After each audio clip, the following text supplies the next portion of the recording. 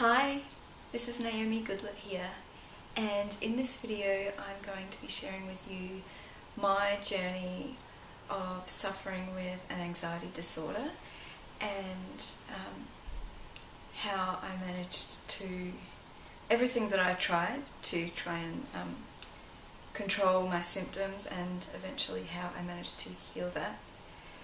So get comfortable because this is going to be a long one, and this is not scripted. My other videos are loosely scripted, and so I know exactly what I'm going to say, and I can deliver it in a clear and concise way, but that's not how I'm going to do this story. I'm just going to remember how things happened and talk in my natural way. So there may be a few cuts and edits, and I may end up even coming back to do another session, like part 2 of this video as well, but we'll see how I go. I've got my notebook here with some dot points and just a few bits and pieces, so I make sure that I don't forget anything. And yeah, I think it's one of the reasons why I want to share this story with people who might be suffering with anxiety right now is so that, first of all, you can hear a direct story of someone that's been there, been through it, and come out the other side. And so firstly, you don't feel alone, but secondly, so that you can get some ideas from me on what worked, what didn't work, and get an idea on what a healing journey looks like, because a lot of people with anxiety want it to go away now, of course. and that's not necessarily the way that it happened for me, and it's not necessarily going to be the way that it happens for you either. It can be a long and windy and messy journey sometimes. So I just wanted to share what I've been through in the hopes that it will inspire you and help you along the way, along your healing journey. So now I need to add a little warning here on this story as well. If you happen to suffer with a fear of feeling nauseous or a fear of vomiting, then I need to just warn you that those are my anxiety triggers, and this video is going to contain a lot of graphic information about that, and so you need to decide whether or not you're okay to listen to this now, to watch this now. And if you're not, that's totally fine. You might want to break it up into stages and just chunk it out into what you can handle. Or if you feel like you're ready to watch now, just take note of the thoughts that are coming in for you and how your anxiety response is going. You can take a break if you need to, or just use this as an opportunity to practice with some of the tools and resources that you have. And to everyone else that doesn't have those triggers, I just have to sincerely apologise for the graphic and personal content. It just happens to be my particular triggers are around feeling sick and being sick. But I understand that for many of you, your triggers are different things. But at the end of the day, it doesn't really matter. I mean, this is just my story, and we've all got our things, our sensitivities and our triggers. So,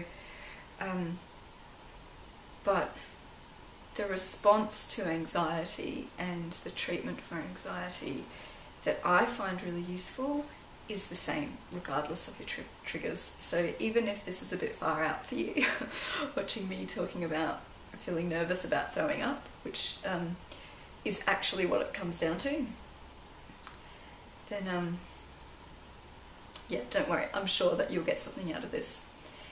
Every now and again I'm just going to run around to the back of my camera as well and make sure that we're still recording, because this is the first time I've done a video of this length and I am incredibly nervous that I'll just be talking to no one. So excuse me while I do that as well. But anyway, enough introduction, let's get into my story. So I've introduced a little bit about the fact that my anxiety is related to a fear of vomiting and a fear of nausea. And I have been relieved actually over the years to find that I'm not the only one that suffers with this, because I felt like a little bit of a freak. But anyway, to go back, I'm going to take you all the way back now to my childhood, to how it all started, and just to help you get an idea on how these things do actually start, these patterns of thinking and beliefs. So for me, I didn't realise, but I have an intolerance to yeast, which is surprisingly in a lot of processed foods, but of course the main one is going to be bread, which is a fairly staple food for me. I would have eaten bread every day of my life, and so as a result I had a sore tummy and I felt sick a lot. And so from like as early as I can remember, I was complaining to my mum about being sick, often at night, often after our evening meal, just between dinner time and bedtime was, and still is, the time that I'm most likely to get symptoms like that. And so I would complain about feeling sick and being nervous about throwing up. And in the past I'd had tummy bugs and things where I knew that I was going to throw up, and I had managed fairly well in those situations, but I did have a couple of times where one in particular where I did vomit and felt very unsettled in my tummy and became very panicked and nervous that it was going to happen again, and I kept telling my mum it's going to happen again, I'm so nervous, and it never did. And so I started to get really confused about these symptoms, because I would get this sickness feeling like you're about to throw up, but I wouldn't actually throw up, it would just be this feeling that would come in waves. So I would complain about it, and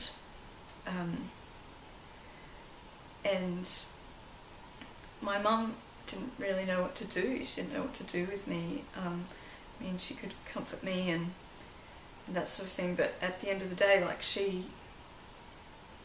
I guess she felt like she had tried everything, and back then we weren't really into looking into food intolerances and allergies and stuff, so often my evening scenario would be me in bed alone with a bucket in my room, my safety bucket, and that was it. And at the time I was not having anxiety at that stage. My panic attacks, my anxiety disorder did not actually start until I was around 15 or 16, but back then I was I just managed it, I guess. I was very unhappy about the fact that I felt unwell, but I managed okay. But you can imagine, for a child of 5, 6, 10, 12, that being in that situation where you're frightened, sad, you're alone, that some beliefs are going to be formed there, you know, considering that that is a situation I found myself in time and time again. So I have no doubt that I formed beliefs about being unloved and that this should be something to be feared. It is scary to feel this way, and over time those beliefs became stronger and stronger and compounded on each other. And yeah, when I was 16 I had my first panic attack at night. I couldn't sleep, felt sick in my tummy, was having some very, very strange symptoms in my lower digestive system, which I can now recognise as yeast intolerance symptoms. And I just became very nervous that I was going to throw up. And so I got myself prepared for that and woke up my mum and told her that I felt sick, I was going to be sick. And she stayed with me, and then an hour passed and she's like, it's 2 in the morning, I'm going back to bed, sort of thing. And like, I was 16, I was fairly independent, so I remember I stayed up all night just sitting in bed, the light on, trembling and shaking. And I know that everyone has different symptoms of anxiety, but for me, my main symptoms are shaking, trembling, mostly in my arms, but if it gets particularly bad, then my jaw would go, like so many times I'd had panic attacks when I was around other people and they're going, are you cold? Because my teeth are chattering. But that was a symptom that I had.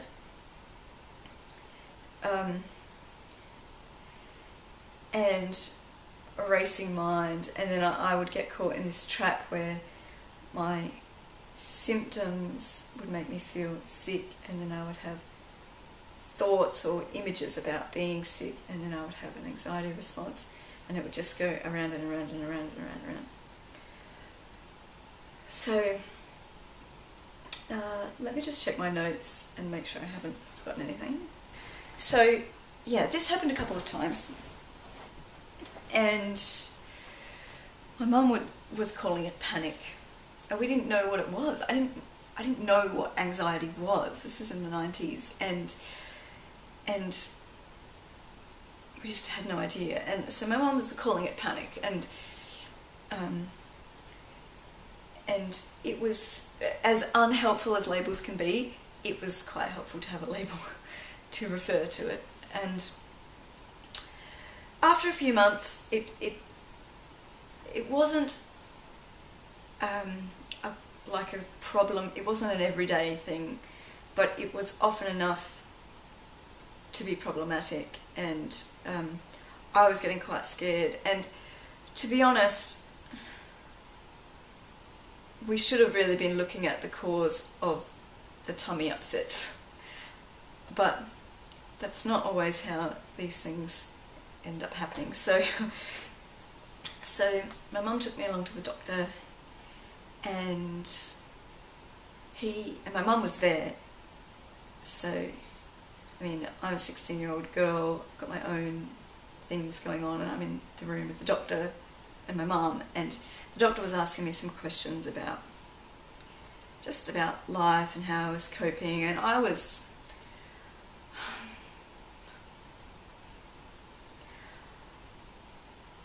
a real, I can't even think of the word to describe how I was. It was the 90s, okay, I was like a grunge punk who I guess enjoyed, or I indulged in, shall we say, feeling bad. I enjoyed it. I was a writer. I would write songs and write poetry and just words. and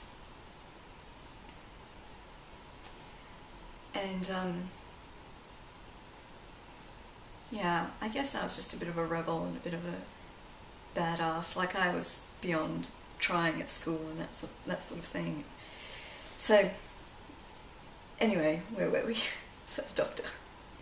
And so let's say I was going through a bit of a teen dark time, and I had also prior to that suffered with an eating disorder and some self-harming behaviour. So there was, there was other stuff that was sort of serious going on. And so I talked to the doctor, I answered his questions, and he said she's depressed and she's having anxiety attacks as a result of depression.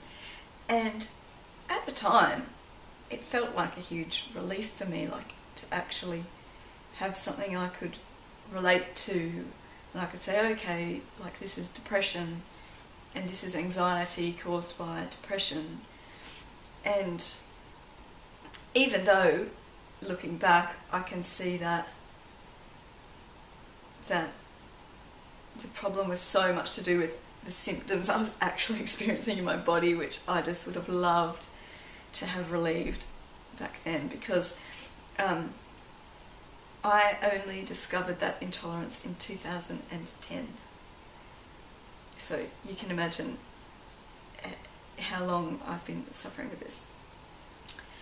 Anyway, so I was given a brochure on anxiety, and like just a 3-page fold-out thing, and I was sent away with a prescription for antidepressants. And the doctor told me, all the warnings that you get if you're on antidepressants, or you've been on them, you'll know about the warnings you get about that they might take 3 to 6 months to actually work or kick in, or you might have a teething period, as they call it, or you might have exacerbated symptoms during this startup phase, and then you'll manage okay. So for someone, and of course I was reading the information about the antidepressants, and some of the symptoms were about vomiting and feeling sick, and of course this just petrified me. I was so nervous, and so I just thought I was going to get all sorts of symptoms, and I was still going to school, taking these tablets, and I was really nervous about how they were going to impact on my life. As it turns out, it really wasn't that bad, but because I was so afraid, I ended up not taking those as prescribed. I took them as prescribed for a little while, but then I really wasn't, I wasn't on top of it, and I probably needed a bit more support, really, because even though I was fairly independent for a 16, 17-year-old, I was still fairly rebellious as well, and so I didn't manage that well. So you might be able to relate to that.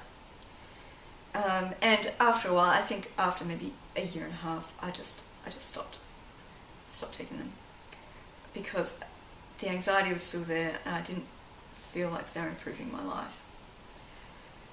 And as before, the anxiety attacks were not chronically happening every day. It was every now and again. There was no, like, apart from the nauseous feeling, there was nothing that I could notice about what I was doing, or particular triggers or things that would bring that on. It would just be one night randomly I would feel sick in my tummy, and all of this would start. And after a few years, and I just managed as best I could, I read a few books about anxiety, and would do breathing and focusing on the present moment and that sort of thing. But I didn't realise how helpful it could have been to actually get someone to coach me through that, because I was completely on my own. And if you're going through any coaching with me right now, or if you're trying to apply techniques to change your patterns of behaviour, it takes discipline and it is hard. And I honestly believe that it's so much easier when you have help. And I didn't have that help. So, everything was just perpetuating on itself. Like, my thoughts, I wasn't creating any interventions anywhere. So, yeah, after a few years, I actually developed a fear of anxiety. So, as you know, if you're working with me, that there's lots of different types of anxiety, but the main two are anxiety that are caused by a trigger, whether that's inside of you or outside of you, and anxiety that is caused because of a fear of the first type of anxiety happening. So you then get this added dimension to that cycle, whereby you can get anxiety just because you're afraid that you might have a panic attack, or you might have some nervous feelings or whatever. So that took a few years to develop for me. Some people will get them all at once, but it was a few years, and it started to impact on my life. And in my early 20s, as you can imagine, carrying on from that rebellious 16-year-old, I was partying and drinking a lot, and my drink of choice was beer, which, as you can also imagine, didn't mesh well with a yeast intolerance. Yes, so drank a lot of beer, and I started to have more and more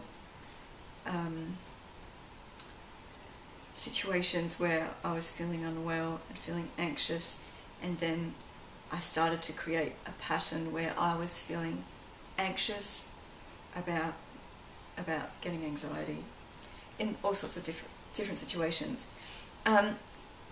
Thankfully, it didn't stop me from doing things I wanted to do at that point.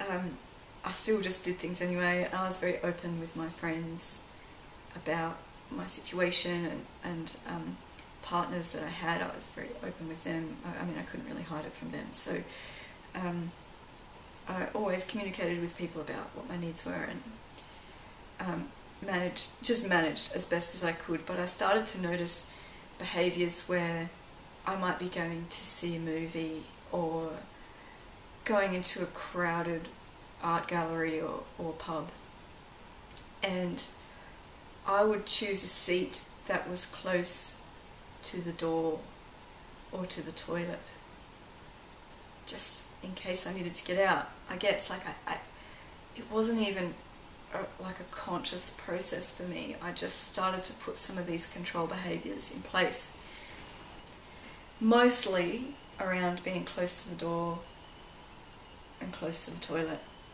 wherever I was.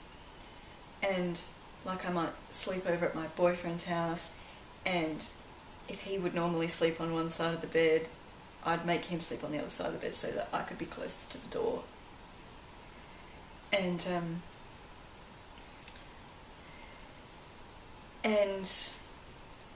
so anxiety was starting to impact on my life and to creep into my life.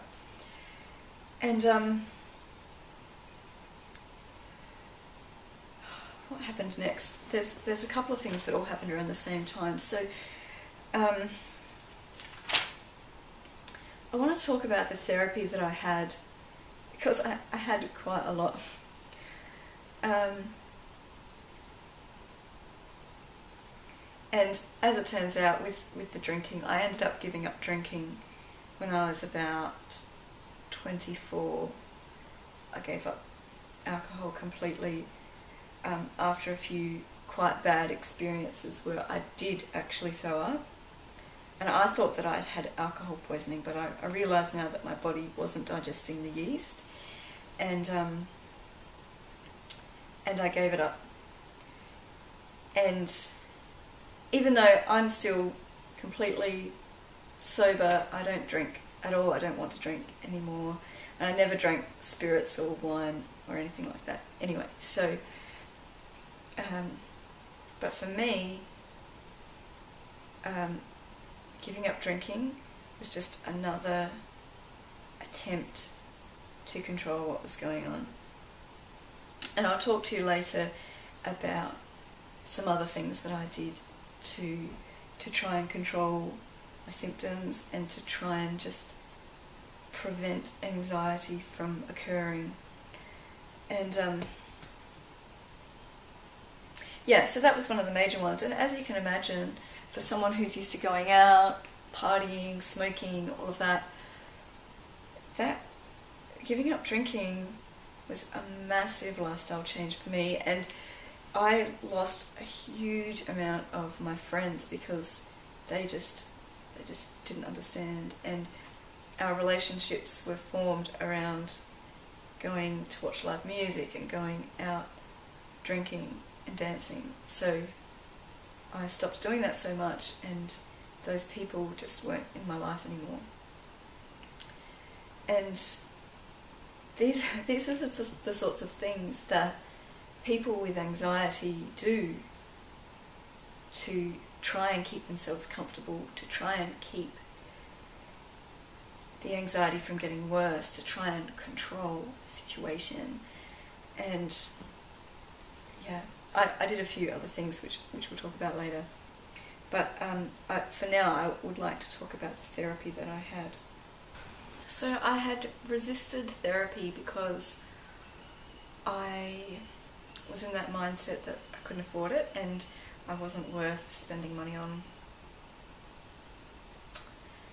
And which is unfortunately a trap that a lot of people fall into when it comes to their well-being. You know, they put themselves last, and it's so sad. I can't believe that I waited so long, really.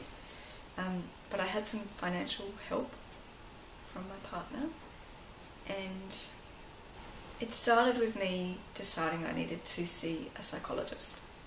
So that's normally what is suggested and recommended for someone with anxiety and in my situations. So I found someone who dealt with anxiety and who was convenient for me to get to near my work, and booked in to see him. And it was very expensive.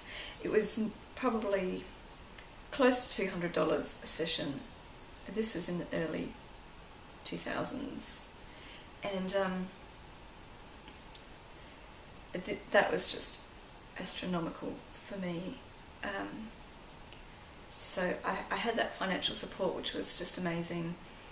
And this particular psychologist had me fill out form after form after form, and unfortunately my experience with psychologists since then, apart from the people that I'm actually friends with who are psychologists, my experience going to psychologists for a service has been very much one where they make you fill out forms and quizzes and then tell you about yourself based on your answers, which just, I don't know, it seems a bit Cosmo for me. But like, anyway, this guy really was reliant on answers from these quizzes, and so I would sit there in his office on this leather couch with a clipboard filling out, like I didn't get to fill them out before I went in. Had to spend some of my $200 time filling out the form. And then he would sit there and read the form. And by that stage, 20 minutes had passed by the time we'd caught up and done that, which didn't really leave a lot of time for us to put any interventions in place or like talk about anything practical. And so there was a lot of question and answer that would happen, and he'd sit there and process things and go, And I'm sure he was thinking about something, but like he didn't actually say very much. He certainly didn't teach me anything or offer me very much. And it was... So I would go along to see him and tell him about the anxiety that I'd had in between the sessions, and often I would fill out a form, and then we'd talk about things that I found largely unhelpful, and he would talk at me in a very academic sense, and then wave goodbye and say, see you next time. And it breaks my heart knowing that that sort of therapy is still going on out there, particularly for people with anxiety, because it is actually easy to manage and treat anxiety with the right support, with the right tools and techniques, and with the right amount of discipline. And that requires someone going through all of that with you. And yeah, going to see him really wasn't the answer at all. And I think I had 4 or 5 sessions, and in the last session he said to me, you don't have a problem with anxiety, you're fine. And at the time, I mean, I was impressionable. I took on board what the doctor had said and what books had told me I was, and then what this psych was telling me. He goes, you're fine. And so I was like, great, this is awesome. I'm going out into the world and I'm all good. I'm fixed. I'm fine. And I knew that I still had anxiety, but he was just saying, look, you're managing really well, you're optimistic, blah, blah. And yeah, there must be so many people who slip through the cracks of the mental health system like me, who are fairly well, fairly optimistic, totally capable of functioning on their own in life, yet struggle with just a couple of things. And you know, here he was sending me away, telling me that I didn't have a problem with anxiety. And clearly I did, you know, I was still really struggling, and he just gave me nothing. And I think the problem there is that a lot of psychologists deal with clients who are really chronically, severely depressed, or like suffering with things that are debilitating to the point where they can't leave the house and that sort of thing. And anxiety definitely does that to people, but there are also mild versions of it that are still debilitating that people need help with. So that was just an unfortunate situation. And not too long after that, I went to an anxiety workshop. I don't know, I think my mum saw it advertised in the newspaper or something. And so I went along to this workshop, and you could bring a support person for free. So my auntie came with me, and at the time I got a lot out of it, but just because I was so hungry for help, and I was so hungry for information about things that I could do. And it was a 2-day workshop, and the first day, I'm not kidding, the entire first day was just talking about like labeling things, and like it was just, looking back now, I can just see how incredibly unhelpful that was in the long term. Like, she was teaching us about whether a thought is catastrophizing or dissociative or whatever. And so I was so hungry for this stuff, and I just gobbled it all up and used this as a way to just start controlling my life, which felt helpful at the beginning. So I must say I did get a lot of information out of that workshop, and a few techniques and things that would go on to be useful for me managing panic as it came up. But honestly, looking back, it really was 2 whole days of my time that really didn't offer me very much as far as a long-term solution was concerned. So, but anyway, I got so much out of it at the time, and I thought that it was so great because there just wasn't a lot of information available. And so I chased down the facilitator and I rang her on her mobile, and I begged her for a coaching spot. She had said in the workshop that she runs these workshops, but that her books are closed for taking on anxiety coaching clients. But I begged her, and I said that I had worked with this particular psychologist who just happened to be a colleague of hers, and I got a slot in with her, which I was so grateful for. I really thought, this is it. She's an anxiety coach, she's going to heal me. This is it, this is the end of my anxiety for sure. So yeah, I had a lot of sessions with her, and her approach was, I don't know anything about what the psychologist's approach was. He didn't even tell me that. It was actually quite pointless. But she said her methodology was based around CBT, cognitive behavioural therapy, which at the time was a big contender for anxiety therapy. Excuse my cat wandering around. And so that's what we did. And we would spend sessions, I got my little notebook, and we would spend sessions drawing pictures and doing lots of writing, finishing sentences about what my underlying fears were, and you know, if I had anxiety, that would mean I'm a loser or whatever. And at the time that was very insightful, and I learnt a lot about myself and about how fears work and about how beliefs are built during that time.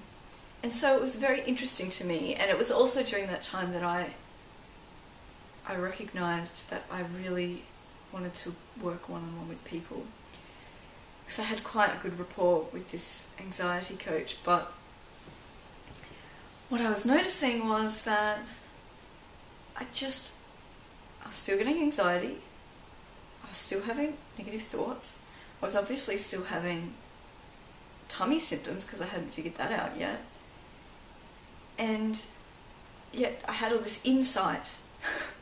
And so, and I always say, if you work with me you'll know, I say that there are 2 ingredients to healing anything, and one of them is understanding what it is, and sometimes why it's there. We don't always need to know why, but sometimes why.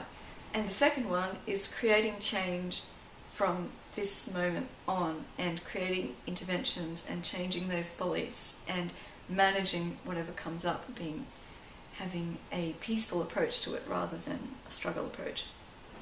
And so it's, you know, it's important to have those 2 factors, but without, I didn't know back then how to make changes to these problems that I was perpetuating, to the thoughts and beliefs that I kept having and the fears that I kept feeding.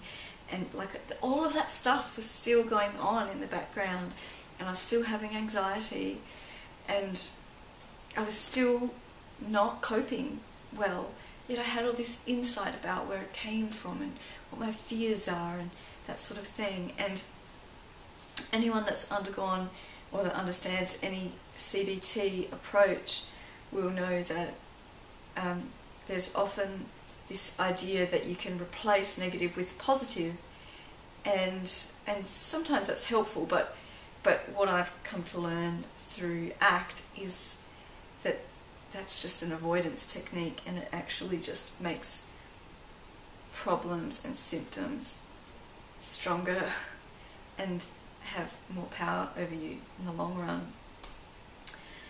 And so this is what I was doing. I would have a thought about, well, I'd feel sick and I'd think, I'm going to throw up. And then I would have anxiety, and then I would remember that I have to replace negative with positive. And so I was using my CBT approaches and going, it's unlikely that I will throw up now, and look at all this evidence from all these other times that I've had anxiety and I've been fine. And so I was drawing on all of these things and replacing negative with positive and challenging beliefs, and those sort of things are really good in the short term. They might help you in the moment to feel better, or you can sort of rationalize what's going on. But what happens in the long run is that you tend to have anxiety despite all of these interventions that you're putting in place. And so replacing negative with positive is control, and challenging beliefs is control, and trying to get rid of your triggers, like we've all done, is control, or avoiding situations where you might feel anxiety or where you might feel scared. It's control. And in the long term, it just doesn't help. It might help a little bit for a short amount of time, and that's what I was finding. And so that's why with all of these things that I tried, I thought I was on to a good thing, and I thought I was on to like the next best thing, and this was going to be it, this was going to cure me. But it just didn't. And while I was still seeing that coach, I picked up a flyer for a meditation class at a place that I was familiar with, and I decided to go along one night, and I got there late. I was really flustered, and I walked in, and here's this like 20-something punk ass like girl wearing jeans, just in there, full of a room full of like middle-aged goddess types, and nothing against goddess types, that they have helped me tremendously, but I just felt so out of place when I rocked in, and the first thing we had to do was just say our name and talk about our week.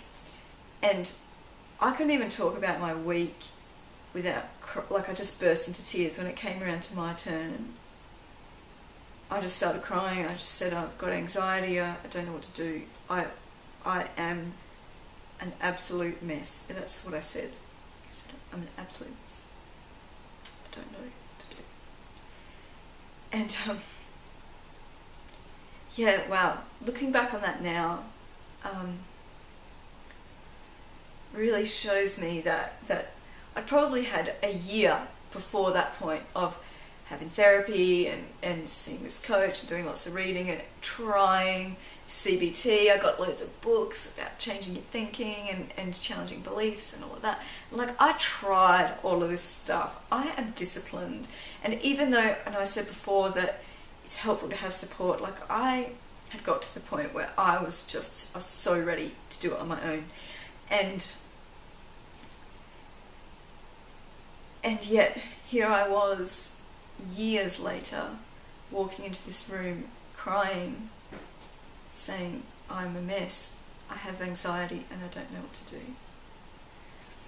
And so, and I had tried meditation before at the anxiety workshop and a few other times. A lot of books that I had read, like Power Over Panic, and some others that talked about using breath work and using breath focus and guided meditation. So I sat there and did a meditation, and I felt very anxious, but I also felt very supported and very loved by the people there. And I think that was really the first time that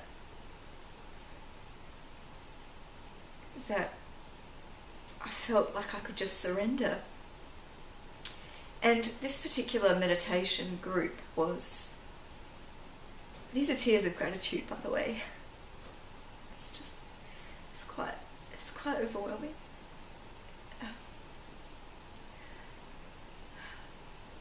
This meditation class was run by a spiritual centre, and it's actually the centre that I did my spiritual healing training through a few years later. And their approach was very unconditional and very loving, very supportive, very peaceful. And so I started going to this class once a week, and it really helped me. I found that on those nights I was able to sleep so well, and that my anxiety was definitely still there, like it wasn't going away, but I could see that I was developing some skills in meditating, and that was just helping me to be a calmer person in general, and which a lot of books on anxiety will talk about as being really helpful as just a way of reducing your predisposition to anxiety and stress. So the meditation teacher actually offered me a free spiritual healing session with her, and this was after she had approached me before and said, I think I could help you maybe book in a session with me. And once again I was resistant because of money. It was only like $80, not even that, it was like $70 I think, to go and see her, which is the same price I was paying the coach back then. And just had a lot of resistance around money, but that is a story for another day. But then one night she came up to me and she said, I want to work with you, and you can come and see me for free.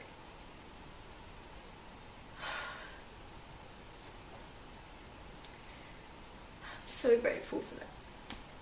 And I spoke to my coach about this situation. I knew a little bit about spiritual healing from just my involvement with the centre and going there for meditation and picking up some flyers and that sort of thing. And but I wasn't really sure what to expect. And so I brought it up with my coach and I said, look, I've got this offer. I think this spiritual stuff could really help me. I'm very interested in it. It's something I resonate with. She was resistant, but of course, she's got her own agenda and defensive behaviour, and that was cool. She basically said she couldn't see that it would be of any benefit to me. But I decided to take up the offer and go along anyway. And my journey through having sessions with this healer is probably a story for another day as well. But what I do want to say is that I just got so much great value and insight out of all of those sessions that I had with her. She gave me a couple of sessions for free, and then she saw me at a reduced price for a long time. And because she genuinely wanted to help me. And she genuinely did. I honestly believe that a spiritual based counsellor or healer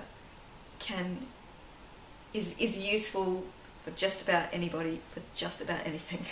And so that was an incredible journey for me, and I did a lot of forgiveness work and just letting go of things, resentments, and just crap towards my parents lots of people and towards myself, and hugely healing. And I loved that process so much that it prompted me to go on and study spiritual healing in 2006, which I did, and that particular therapist was one of the teachers on the course that I did, which was lovely. But there was a big but here. Even though those techniques were so helpful for me, so transformative for me overall in my life, as far as my anxiety was concerned, I still found that spiritual approach, and when I say spiritual, I'm talking like energy healing, inner child work, forgiveness work, and more out there stuff we might say for another conversation. And it's really helpful, but as far as my anxiety stuff was concerned, I was still having panic attacks on and off, and the teachings that I was being offered were very similar to CBT in that replace negative with positive. So whenever you have a thought that seems like this, replace it with this. And or whenever you notice yourself feeling like this, bring in some protection, whatever. And like CBT, it's somewhat useful and it's good in the short term to just help you get by. But in the long term, it still wasn't really what I was looking for. And so I was having trouble sleeping. And I got myself some sleeping tablets. And some of you that have night anxiety, I know that you will have gone down this path as well. And just like antidepressants, sleeping tablets have their place in just helping you to get by. But by no means are they a solution for anxiety. No, not at all. So I just wanted to slip that in there because it was around that time that I started using sleeping tablets, which was, I believe, was a very unhealthy habit for me. So moving on from there, and I must say that after all of this work and reading that I had done, my anxiety had reduced significantly, and I felt all the time like I was managing it better, but when it was there, I was terrified of it, and I was still nervous about getting it in situations where I didn't want it to be there. And I'd like to give you an example of a situation where a lot of these techniques that were being offered to me as solutions seemed really helpful in the short term, when in fact became largely unhelpful in the long term. And one particular thing that I'd like to share with you is that I used to have thoughts, like visual thoughts, about vomiting quite a lot. And it started off that I would see these thoughts only when I felt sick. And then they started to happen every time I would see a toilet or a bathroom or a sink. And those thoughts are really problematic for me, and I'm sure some of you can relate to this in that like I had these thoughts that seemed so silly and weird. It's weird to think that, and I was ashamed and embarrassed, and I just felt like I couldn't tell anyone this. Like, it took me a long time even to reach out to a therapist, and this was once it had gotten to a point where it was really quite problematic for me that I was thinking about this all the time. And I asked, this was a healer friend that I had asked for some advice on this, and she gave me a spiritual approach, and I also had my CBT based approach that I was using. And just to give you an example, like, this thought was with me more than half of the time. I was visualizing myself throwing up, and it was more than a fear, and it was more than a flash. It was a chronic thing that was actually making me a little bit crazy, a little bit manic. And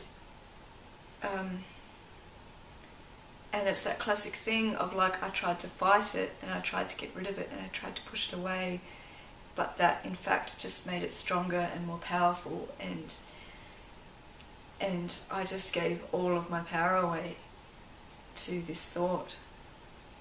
So I would try some of the spiritual approaches, like protecting myself, or in a thought, just like whenever I see that image, just filling it with love, or knowing that I'm safe, those sort of things. And in the short term, that was really helpful. Like, I did feel as though I was managing well, but it didn't reduce the fact that I was having those thoughts, and it didn't reduce really the impact of the thoughts.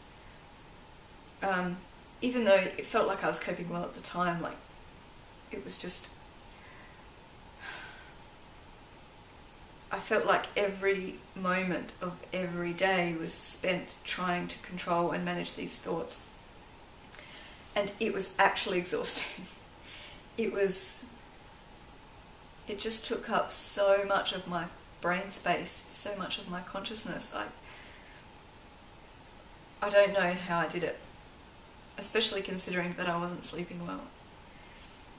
And the CBT approach was to draw on evidence about how this hasn't happened before, and how it's unlikely to happen again now, and it's irrational to think this way, and remind myself of how irrational that is, and that sort of thing.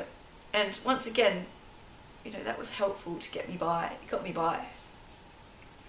And I thought that that's what the solution was. I just wasn't trying hard enough or something.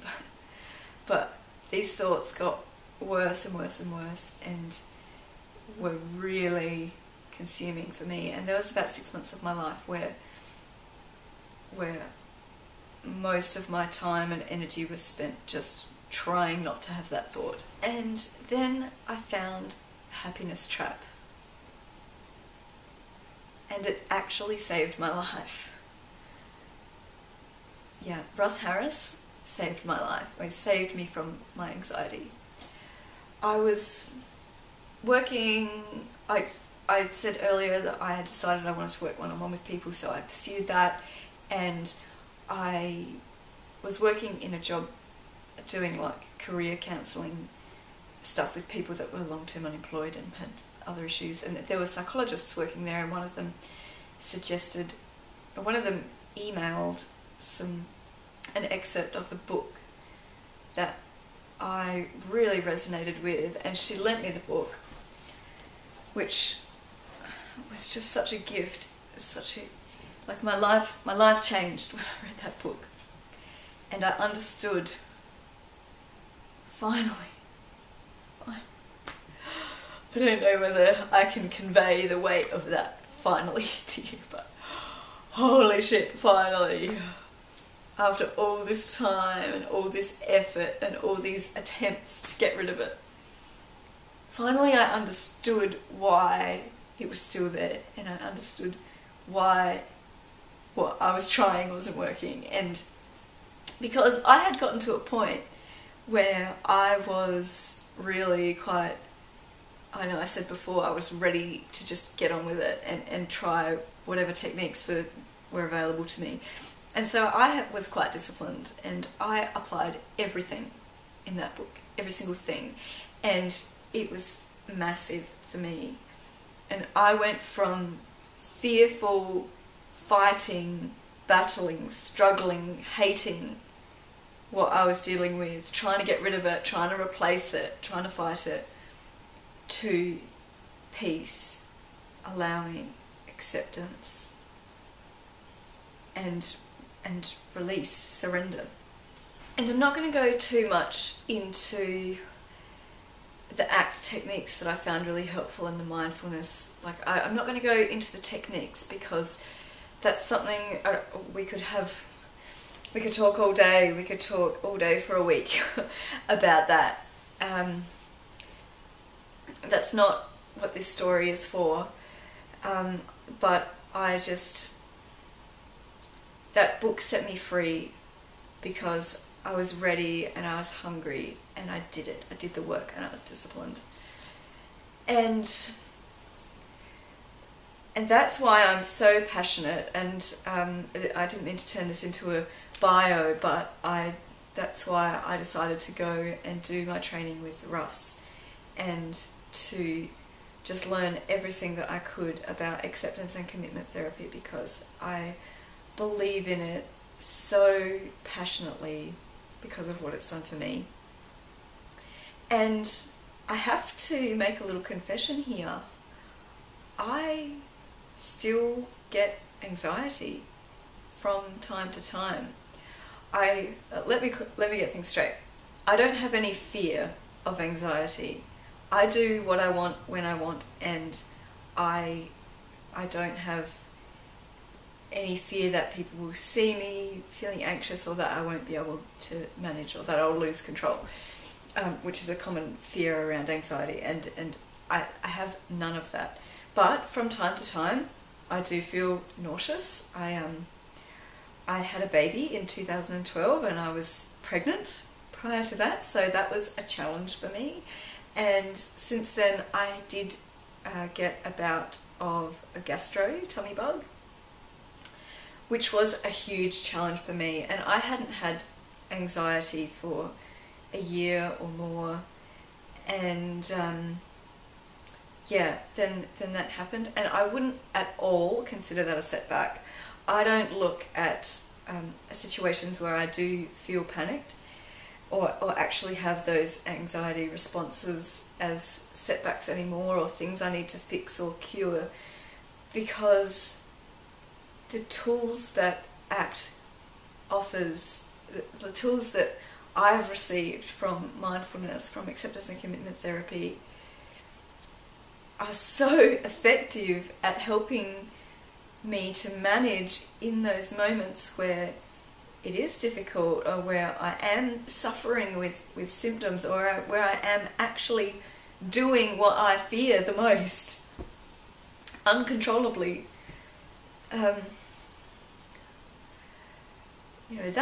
That was really empowering. And when I had this tummy bug, I was so proud of myself as for how I had managed it. And in hindsight, I look back and I'm not disappointed that I had an anxiety response. I think that was to be expected. And a lot of people who don't share my fear might have had an anxiety response with that sort of illness. So I'm cheering for myself. I think that's cool. And I used to be really nervous about telling people that sometimes I do still get anxiety in those situations, but I think it's really important to share what's real for me and to speak my truth, but also to demystify this myth that you have to get rid of anxiety in order to free yourself from it, that you need to no longer have any anxiety whatsoever in order to consider yourself to be healed or cured or better. But it's just so not true. Once you learn how to manage your anxiety when it comes up, it just doesn't become a problem for you anymore. And Russ talks about this, and there's no rhyme or reason behind this, but I've seen it in myself, I've seen it in my clients, I've heard Russ and other ACT therapists that I know talking about it. And it just happens when you stop fighting with these chronic anxiety symptoms.